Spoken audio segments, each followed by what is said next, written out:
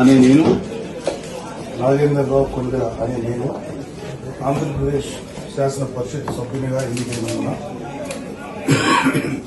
శాసనం ద్వారా నిర్మితమైన భారత రాజ్యాంగం పట్ల నిజమైన విశ్వాసం విధేయత చూపుతానని, భారతదేశపు సార్వభౌమాధికారాన్ని సమగ్రతను కాపాడతానని, నేను స్వీకరించబోయే కర్తవ్యాన్ని శ్రద్ధాశక్తులతో